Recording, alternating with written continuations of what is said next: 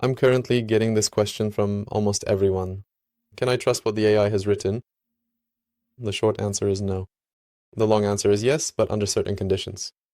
After this video, you'll know why AI lies, how big of a problem it is, and what to do about it in your company. Before I get to the data, a very simple little test. Barberine. This is a popular dietary supplement, and the question is, when should we take berberine? Only 5 words, a very short prompt. Depending on which model we ask, the answers vary slightly. If we ask Claude, well, it claims before a meal or during it. If we ask OpenAI shortly before a meal or together with a meal. When we ask Gemini, during or just before a meal, and the answers are quite similar, but they're not exactly the same. Even to such a simple question, AI models don't answer flawlessly. I need to clarify something right away here.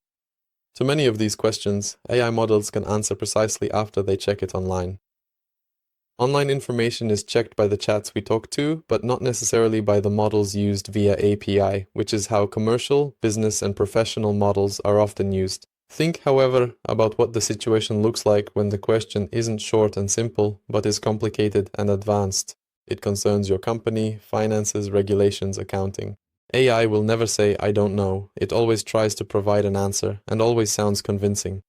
And that's exactly what's called a hallucination. AI wants to please the user so much that the truth doesn't stand in its way. It invents facts, lies, and does it really well, with full conviction. How many times is AI wrong? As you can see, very often. There's an independent study by the company Vectara that measures this information and checks thousands of articles in law, medicine, and finance. It turns out that as many as every fourth answer is a fabrication, or at least contains one. What's more interesting, heavily thinking models lie more often. The more expensive and smarter, the more hallucinations and difficult tasks. This is obviously worth emphasizing. We're talking here about processing a large amount of information, a large amount of data, and not just simple answers to questions like just now. One more important thing that you need to know. Technical. The way LLM models are built means that with a very large amount of text, the chance of hallucinations increases in the context of content located in the middle of that text. AI pays more attention to what was at the beginning and more to what was at the end. There's a higher chance that data in the middle will simply be more distorted. What's interesting, though, is that according to research, even if AI knows the correct answer, it can still hallucinate. It's somewhat ironic that while preparing for this material, I obviously used AI while doing research on the fact that AI hallucinates, made up links several times. It twisted some quotes, so de facto, it hallucinated about the fact that it hallucinates. Keep that in mind. Specific examples. Deloitte, one of the 4 largest consulting firms in the world. They work with governments, with large corporations. They operate on million-dollar budgets. In July 2025, they provided Australia with the report for 440,000 Australian dollars, which contained fake quotes, non-existent court rulings. They had to return almost a quarter of that. And on top of that, the reputational damage and public embarrassment are just incredible. The situation was widely reported in many media outlets. You could say it happens to everyone, as you can see, even the best. But 2 months later, this time Canada. Also a report, also for quite a substantial amount. And the same situation, fabricated scientific sources, the same mistake. The biggest media outlets are also reporting on this situation. If Deloitte, a company with million-dollar budgets, tens of thousands of employees, powerful control systems, has a problem with these types of situations, it's not laziness, but it's a systemic error. From our experience at Jacob, we see this quite regularly. Someone prepared a report, someone submitted an offer, someone wrote a summary, everything generated quickly by AI without checking went to the client, and the problems begin. Another situation, Anthropic, the creator of the LLM called Claude, currently my favorite, they conducted an experiment where they allowed their best model to run a local company office snack shop. In practice, it was just a vending machine fully controlled by AI. A small test project, but real products, real money. What happened? Among other things, the AI made up a supplier. It gave discounts below cost, and finally, after 30 days, it lost $200.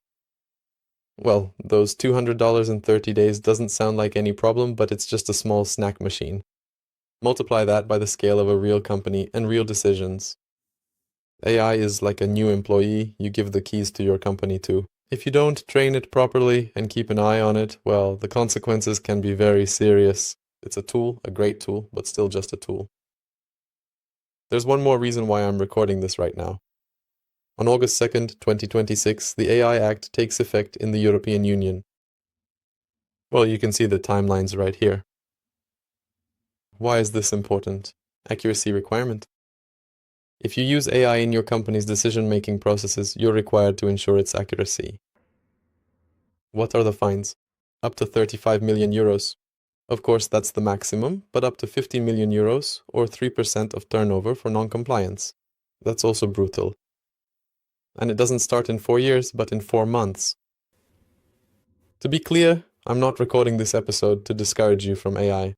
Quite the opposite. I think it's a powerful tool that gives a huge advantage, and I even encourage using it.